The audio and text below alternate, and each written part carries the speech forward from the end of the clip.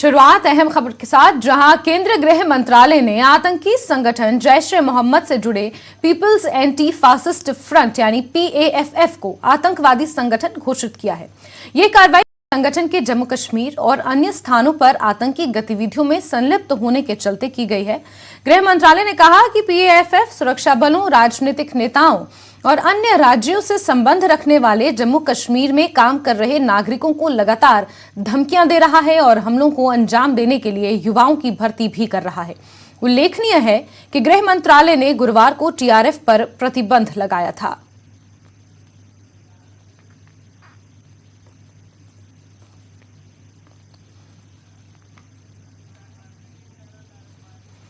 वहीं इस बीच एक बड़ी खबर, अरबाज अहमद मीर भी आतंकी कर दिया गया है। UAPA एक्ट के तहत आतंकवादी उसे घोषित किया गया है। मीर पाकिस्तान से ऑपरेट करता है, कुलगाम का वो रहने वाला है। टारगेट किलिंग्स में वो शामिल था, ऐसा होम अफेयर्स ने अपनी अधिसूचना में बताया है। रजनी बाला की हत्या की साजिश में मीर शामिल था, सीमा पार से हथियार भेजता है। तो अहम खबर आपको बता रहे हैं, जहां एक और आतंकवादी अरबाज अहमद मीर को आतंकी घोषित किया गया है। अनलॉफुल एक्टिविटी प्रिवेंशन एक्ट 1967 के तहत उसे आतंकी घोषित किया गया है। आपको बता दें कि मीर पाकिस्तान से ऑपरेट करता है। हमारे सहयोगी शैलेंद्र ज्यादा जानकारियों के साथ फोनलाइन पर जुड़े हुए हैं। शैलेंद्र, एक के बाद एक तमाम आतंकियों को UAPA एक्ट के तहत आतंकी घोषित किया जा रहा है और इसी के मद्देनजर अब मीर पर भी शिकंजा कसा है। देखिए जैसे ये दिखाता है कि गृह मंत्रालय और केंद्र सरकार कितनी सीरियस है। जिस तरह की हत्याएं कश्मीर में पिछले दिनों हो रही थी, पिछले कुछ महीनों में हो रही थी, कहा है कि एक के बाद एक न सिर्फ आतंकी संगठन बल्कि जो इंडिविजुअल टेररिस्ट हैं उनको भी अब बैन किया जा रहा है, आतंकी घोषित किया जा रहा है UAPA के तहत। आपको बता दें, अगर हम इस केस की बात करें,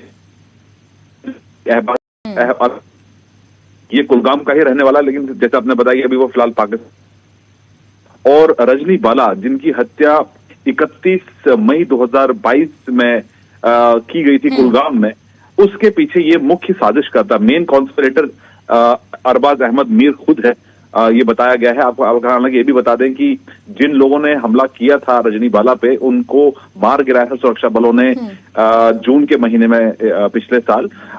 हालांकि इसके पीछे जो मेन कॉन्स्पिरेटर था वो भी फिलहाल पाकिस्तान से ऑपरेट कर रहा है, लेकिन उसको भी उसके खिलाफ भी कार्रवाई की जा रही है और फिलहाल इसी सिलसिले में इस पर प्रतिबंध लगाया गया है। और कहीं ना कहीं टारगेटिंग को बढ़ावा देने के लिए अरबाज अहमद मीर काम कर रहा है और ये भी बताया जा रहा है कि आतंकियों तक हथियार और विस्फोटक पहुंचाने में भी अरबाज अहमद मीर का बहुत सीमा पार से आतंकी गतिविधियों के लिए और आतंकियों को सीमा पार से हथियार और विस्फोटक वो पहुंचा रहा है। तो ऐसे में एक बड़ी कार्रवाई केंद्रीय गृह मंत्रालय की, एक और बड़ी कार्रवाई, ये तीसरा आतंकी है पिछले 3 दिनों के अंदर जिसको UAPA के तहत प्रतिबंधित किया गया है। जैसे बिल्कुल शैलेंद्र, एक बात यहाँ पर गौर करने वाली है, चाहे हम अरबाज अहमद मीर की बात करें या फिर अबू खुबैब की बात करें, एजाज अहंगर की बात करें, हाल ही में पिछले 2-3 दिनों में इन्हें आतंकी घोषित किया गया है UAPA के तहत।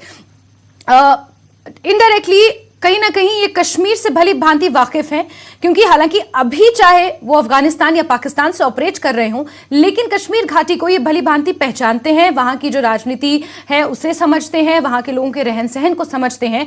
तो आतंकवादी गतिविधियों को बढ़ावा देने के लिए कहीं ना कहीं ये पूरे आतंकवादी संगठनों में सरताज माने जाते हैं। ऐसे में अब इनके ऊपर जो शिकंजा कसा जा रहा है UAPA के तहत, क्या कुछ बदल जाएगा इनके लिए और किस तरीके से इनके ऊपर आगे अब कार्रवाइयां की जा सकती हैं?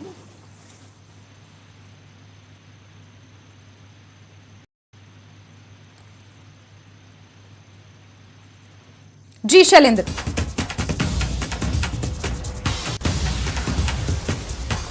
चलिए, हम हमारे सहयोगी से दोबारा जुड़ने की कोशिश करेंगे, संभवतः उन तक आवाज नहीं पहुंच रही है। लेकिन आपको एक अहम खबर बता दें, जहां अरबाज अहमद मीर लश्कर के लिए काम करता था, कुलगाम का ये रहने वाला था और हालांकि पाकिस्तान से भी ऑपरेट करता है।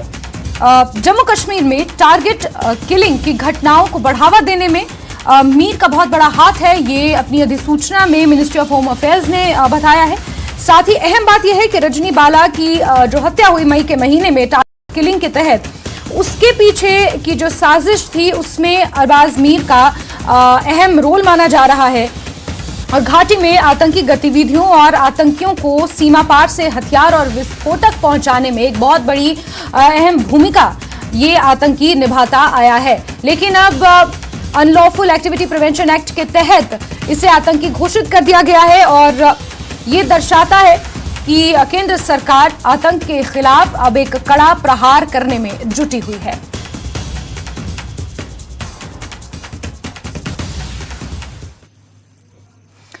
चलिए आगे बढ़ते हैं और बात मौसम की करेंगे। जम्मू में ठंड से फिलहाल कोई राहत मिलती हुई नजर नहीं आ रही है। जम्मू संभाग में दूसरे दिन भी पारा 10 डिग्री से नीचे बना रहा। अगले 4 दिन में जम्मू में बारिश और पहाड़ी इलाकों में बर्फबारी के आसार हैं। सूखी ठंड से लोगों को दिक्कतों का सामना भी करना पड़ रहा है।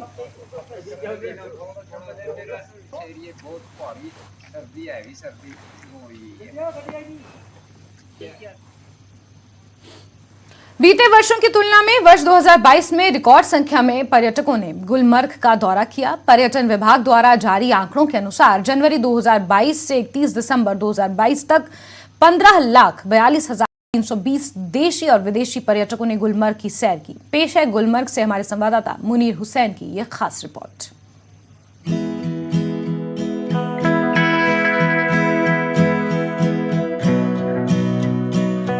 कश्मीर में रीढ़ की हड्डी तस्वुर किए जाने वाली सियाहत अपने उरूज पर है। गुज़िश्ता कई वर्षों से कश्मीर, खासकर सियाहती मुकाम गुलमर्ग में सयाहों की आमद का सिलसिला लगातार जारी रहा और गुज़िश्ता कई वर्षों में काफी तादाद में सयाहों ने गुलमर्ग की सैर की। महकमे सियाहत के जारी करदा अदादोशुमार के मुताबिक जनवरी 2022 से 31 दिसंबर 2022 तक 15,42,320 मुल्की सयाहों और गैर मुल्की सयाहों ने गुलमर्ग की सैर की। वहीं 4,83,840 मुकामी सैलानियों ने भी गुलमर्ग की सैर की। महकमे सियाहत के गुलमर्ग के असिस्टेंट डायरेक्टर डॉक्टर जावेदुर रहमान ने बताया कि गुज़िश्ता कई वर्षों के मुकाबले साल 2022 में रिकॉर्ड तादाद में सयाहों की गुलमर्ग में आमद रही। देखिए, अगर हम 2022 की बात करें तो जो हमारा फाइनल टूरिस्ट फिगर रहा अभी तक 1 जनवरी अप टू एंडिंग दिसंबर, अगर मैं उसकी बात करूं तो तकरीबन 15.5 लाख टूरिस्ट गुलमर्ग आए हैं इस साल, जो कि अगर मैं इसको कंपेयर करूंगा पिछले 10 साल के मुकाबले में 2014 ऑनवर्ड्स, तो ये हाईएस्ट फिगर अभी तक है। तो ये हमारे डिपार्टमेंट के लिए और यहाँ के लोगों के लिए, खासकर जो इस ट्रेड से वाबस्ता है, जो टूरिज्म से किसी ने डायरेक्टली और इनडायरेक्टली वाबस्ता, ये उनके लिए खुशकिस्मती की बात है, खुशाइन बात है। और हम एक्सपेक्ट कर रहे हैं कि जिस तरह से हमारा जो 2022 का साल बम्पर टूरिस्ट सीजन रहा हमारे इस लास्ट ईयर। गुलमर्ग सरवाई खेलों के लिए भी मशहूर जगह मानी जाती है। यहाँ कौमी और बैनुल-अक़वामी सतह पर सरवाई खेलों का एहतमाम होता है। खेलों के शुरुआत से भी यहाँ सयाहों के ज्यादा से ज्यादा आने की उम्मीद बढ़ जाती है। यहाँ हर साल मुल्की और गैर मुल्की स्कीइंग के गर्ज से पहुँचते हैं। गुलमर्ग में के फरोग के लिए सरवाई खेल कूद भी अहम कड़ी मानी जाती है।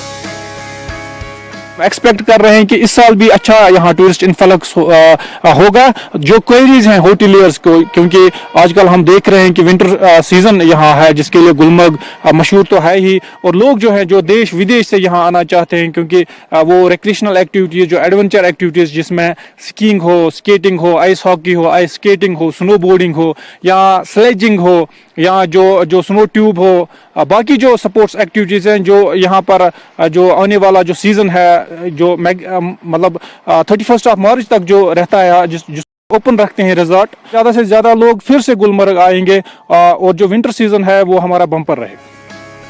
गुलमर्ग में ज्यादातर सयाह बर्फ देखने के लिए आते हैं। ये सयाह बर्फबारी की वजह से गुलमर्ग को ज्यादा तरजीह देते हैं। गुलमर्ग की कुदरती खूबसूरती देखकर सयाह खुशी से फूले नहीं समाते। गोंडाला राइड किया हमने, फेज 1 फेज 2 दोनों किए। लाइफ टाइम एक्सपीरियंस है, सबने करना चाहिए, बहुत अच्छी है। बर्फ देखा, वहाँ से हमने बरक्स भी देखे हमारे आर्मी के, बहुत मजा आया। बहुत एंजॉय किया, बहुत अच्छे से हमको यहाँ ट्रीटमेंट मिला। लोग बहुत अच्छे हैं। मैं एक बात खास कहना चाहता हूँ, यहाँ के लोग बहुत अच्छे हैं, वगैरह बहुत अच्छे से गाइड करते हैं, तो सबको यहाँ आना चाहिए। बच्चों के साथ आए हैं और बहुत मजा आया, सबको बहुत एंजॉय किया। इतना बर्फ बढ़िया मिला, इतना यहाँ पर अच्छे से हमारे को सारी जगह घूमने को मिला। नेचुरल ब्यूटी जो देखने आए थे, बहुत मजा आया। हम यहाँ पे आए हैं, हमें बहुत अच्छा लगा। यहाँ पे बर्फ बहुत अच्छी थी, उससे खेला, बहुत सारा खेला, तो मजा आया। गुलमर्ग दुनिया भर में मशहूर सियाहती मुकाम है। मुकामी आबादी, खासकर होटलों से जुड़े अफराद टूरिस्ट गाइड, मरकबान, सिलज वालों का रोजगार ज्यादातर सियाहती शोबे पर ही मुनहसिर है।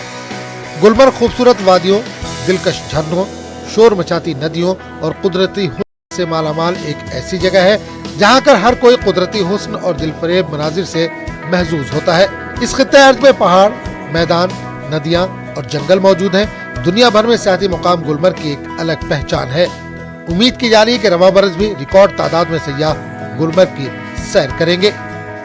जो रिकॉर्ड तादाद में सयाह जो आए हैं और यहाँ 15 लाख से जायद जो सयाह है वो यहाँ गुलमर्ग उन्होंने सैर की है। और इस तरह हम उम्मीद करते हैं कि जो साल 2023 है और उसमें भी हम उम्मीद करेंगे ज्यादा से ज्यादा जो सयाह है, रिकॉर्ड तादाद में जो सयाह है वो गुलमर्ग आएंगे और गुलमर्ग की इन हसीन वादियों से लुत्फानंदोज हो सकेंगे। और इस तरह जिस तरह गुलमर्ग की अपनी खूबसूरती है और गुलमर्ग की जो खूबसूरती है वो दुनिया भर में मशहूर है और इस तरह दुनिया भर से जो सयाह आए हैं, अगरचे कोविड का भी असर रहा है बीच में, मगर उसके बावजूद यहाँ 15 लाख से जायद जो टूरिस्ट है वो साल 2022 के जनवरी से एंडिंग दिसंबर तक यहाँ आए हैं, जो महकमे सयाहत ने एदाद शुमार जारी किया है। और अब हम उम्मीद करते हैं कि इस साल यानी 2023 में भी ज्यादा से ज्यादा सयाह जो है वारिद गुलमर्ग हो जाए और यहाँ की हसीन वादियों से लुत्फानंदोज हो सके।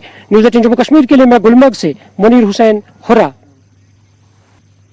और ब्रेक के बाद करेंगे हिमाचल की खबरों का, जहां मंत्रियों की शपथ ग्रहण पर अभी भी संशय बरकरार है। शपथ के लिए राजभवन में तैयारियां हालांकि पूरी हो चुकी हैं। सीएम के दिल्ली लौटने के बाद ही स्थिति साफ हो पाएगी। आज दिल्ली से मुख्यमंत्री सुखविंदर सिंह सुक्खू वापस लौटेंगे। तो अहम जानकारी आपको दे रहे हैं, आज सुखविंदर सिंह सुक्खू दिल्ली से वापस लौटेंगे और उसके बाद मंत्रियों के शपथ ग्रहण को लेकर जो स्थिति है वो साफ हो पाएगी। अनौपचारिक तौर पर राजभवन में तैयारियां पूरी हो चुकी हैं। मुख्यमंत्री कार्यालय से आधिकारिक सूचना राजभवन तक जाना अभी बाकी है। दिल्ली पहुंचे हुए सुखविंदर सिंह सुक्खू सोनिया गांधी का हालचाल उन्होंने जाना। इसके अलावा राजीव शुक्ला से मुलाकात की, केसी वेणुगोपाल से वो मुलाकात करने पहुंचे थे और जानकारियों के मुताबिक आज वो दिल्ली से हिमाचल वापस लौटेंगे, जिसके बाद मंत्रिमंडल के गठन को लेकर जो संशय है उस पर कुछ स्थिति साफ हो पाएगी।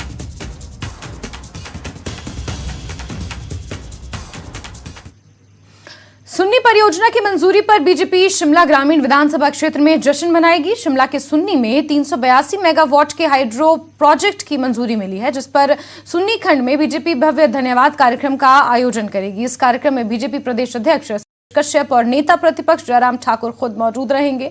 इस कार्यक्रम में भाजपा के प्रदेश जिला मंडल के सभी पदाधिकारी, विधायक और 2022 के प्रत्याशी, लोकसभा राज्यसभा के सांसद भी हिस्सा लेंगे।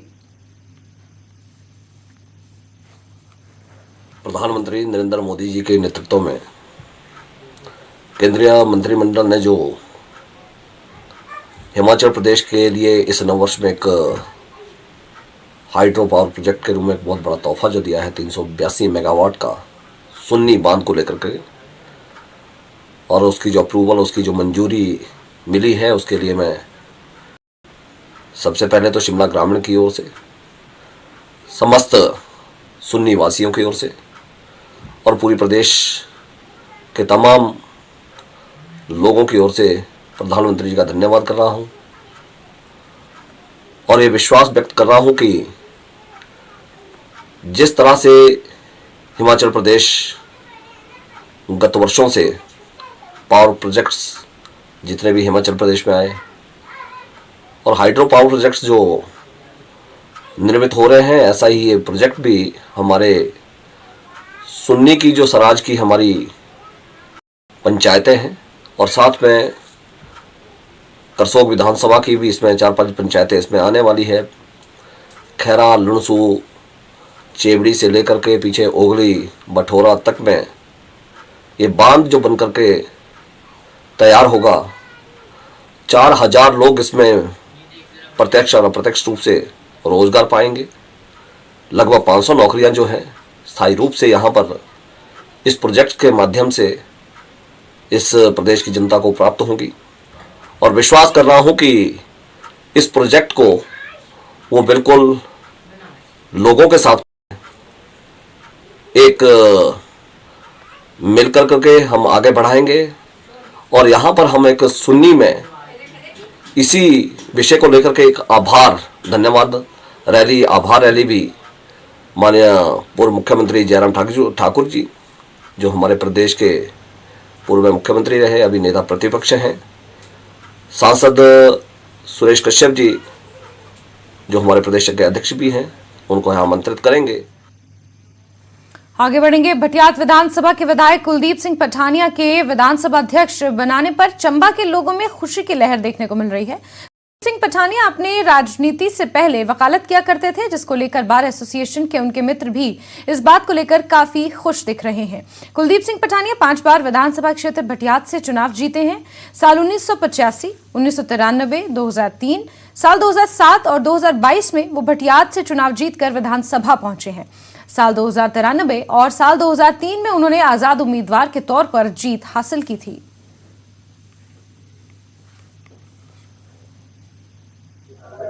एक्चुअली वो हमारे काफ़ी आदरणीय हैं, वो काफ़ी सीनियर काउंसिल थे यहाँ, और जब वो पॉलिटिक्स में आए तो चंबा बार के लिए भी उन्होंने काफ़ी योगदान दिया है। And we are very happy कि एक रिस्पॉन्सिबल टैलेंटेड पर्सनैलिटी चंबा के लिए काम करेगी in the capacity of Vidhan Sabha speaker, और ये चंबा के लिए बहुत बड़ी बात है। कुलदीप सिंह पठानिया जी हमारे विधानसभा अध्यक्ष बने हैं, हमें बहुत गर्व की बात है और बहुत हम गर्व महसूस करते हैं कि हमारी बार से निकले हुए एक जुझारू नेता आज एक संवैधानिक पद पर आसीन हैं, और हम इस बात की बहुत खुशी है। हमारी बार एसोसिएशन जो है वो बहुत मतलब गौरवान्वित अनुभव करती है। हम सबको कुलदीप पठानिया पे गर्व है। वो डिस्ट्रिक्ट बार एसोसिएशन चंबा के सदस्य भी रहे हैं और 1985 से वो भटियात विधानसभा का प्रतिनिधित्व कर रहे हैं, और जिस काबिलियत के साथ उन्होंने प्रतिनिधित्व किया है, मैं समझता हूँ कि पूरे जिला में उनके विधानसभा का अध्यक्ष बनने पर एक खुशी की लहर है, और सभी लोगों को उन पे नाज है कि हमारे बीच में। आगे बढ़ेंगे। नूरपुर में कांग्रेस के पदाधिकारियों की अहम बैठक हुई। बैठक में पूर्व विधायक अजय महाजन को कांग्रेस सरकार में अहम भूमिका दिलवाने के लिए मुख्यमंत्री सुखू और उप मुख्यमंत्री से सिफारिश करने को लेकर चर्चा की गई। नूरपुर कांग्रेस पदाधिकारी योगेश महाजन ने कहा कि जिस तरह नूरपुर के पूर्व विधायक अजय महाजन नूरपुर की कमान संभाल रहे थे, उनको सरकार में अहम जिम्मेदारी मिले ताकि वो आगे आने वाले समय में लोगों से काम करवा सकें।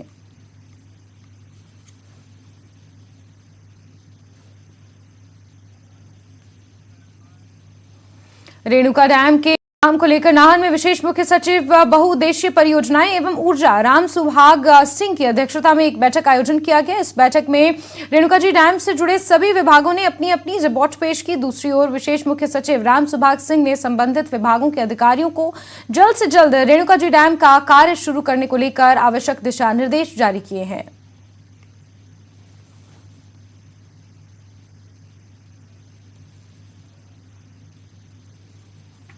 शिमला के गेटी थिएटर में एक कपड़ों की प्रदर्शनी का आयोजन किया गया, जिसमें जिला कुल्लू, मंडी, कांगड़ा, सिरमौर के कई प्रकार के कपड़ों के उत्पाद देखने को मिल रहे हैं।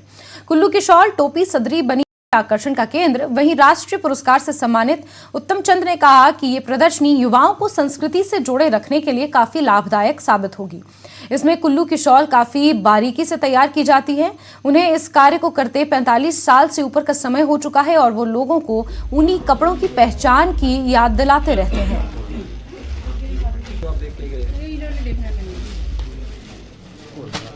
फिर और भी कई चीज़ें ऐसी, जो पश्मीना हो गया, जो दुर्गम इलाके से आती है, हमारा ऊन जो है ना, जैसे स्पीति से आता ऊन, याक का है, मरीनो का है, प्योर वूल का है, तो उसकी जो प्रोडक्ट तैयार किया है, जैसे हमने जो रेगुलर चीज़ें होती है, स्टॉल हो गया, शॉल हो गया। उषा शर्मा है मेरा नाम, और कुल्लू से हैं, डिस्ट्रिक्ट कुल्लू, और शमशी पोस्ट शॉर्ट वीवर से हैं। तो यहाँ पे लगा है हमारा स्टॉल सरकार के थ्रू। अच्छा रिस्पॉन्स है, अभी है, आ रहे हैं। हमारा मेन प्रोडक्ट है ये याक वूल के पट्टियाँ हैं हमारे पास, शिप वूल की पट्टियाँ हैं, shawl, stall, mufflers. Himachal Pradesh के पर्यटन नगरी मनाली में आयोजित 5 दिवसीय राष्ट्रीय स्तरीय विंटर कार्निवल का शुक्रवार देर रात को समापन हो गया। मनाली विधानसभा क्षेत्र से विधायक भुवनेश्वर गौड़ ने विंटर कार्निवल 2023 का समापन किया। 5 दिनों तक चले इस विंटर कार्निवल में जहां 5 दिनों तक मनाली के मनु रंगशाला में देश के अलग अलग राज्यों की संस्कृति की झलक देखने को मिली, वही विंटर कार्निवल का मुख्य आकर्षण रहने वाली विंटर क्वीन का भी चयन कर लिया गया। मंडी के जंजैहली की आरजू राणा ने कड़े मुकाबले में विंटर क्वीन 2023 का खिताब अपने नाम कर लिया। उन्होंने फाइनल राउंड में 15 प्रतिभागियों को हराकर विंटर क्वीन का ताज पहना, जबकि शिमला की नितिका शर्मा प्रथम उपविजेता रही, वहीं कुल्लू जिला के बंजार की स्मृति द्वितीय उपविजेता रही। शुक्रवार को अंतिम दिन पहले राउंड में सुंदरियों ने रैंप पर कैटवॉक किया। दूसरे राउंड में सुंदरियों का सीधा सामना जजों से हुआ।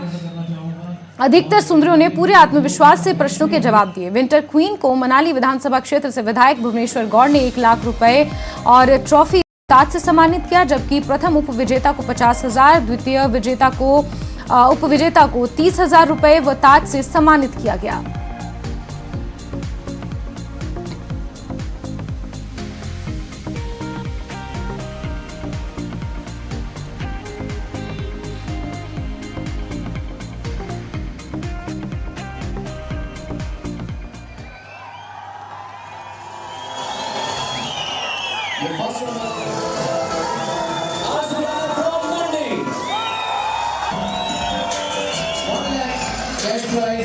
करना चाहूंगा और भी लोग जिनका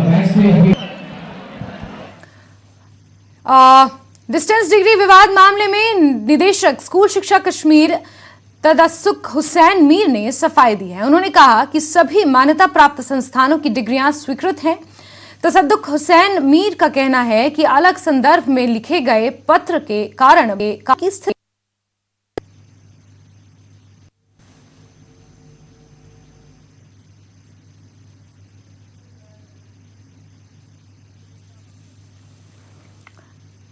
तो आपको बता दें, तो आपको अहम जानकारी दे दें कि डिस्टेंस डिग्री विवाद के मामले में निदेशक का बयान सामने आया है, जिसमें स्कूल शिक्षा निदेशक कश्मीर के तसद्दुक हुसैन मीर ने सफाई दी है। साफ तौर पर उन्होंने कहा है कि इन सभी डिग्रीज को मान्यता प्राप्त है। साथ ही उनका कहना है कि एक अलग कॉन्टेक्स्ट में एक पत्र लिखा गया था, जिसके कारण ये भ्रम की स्थिति अब पैदा हुई है।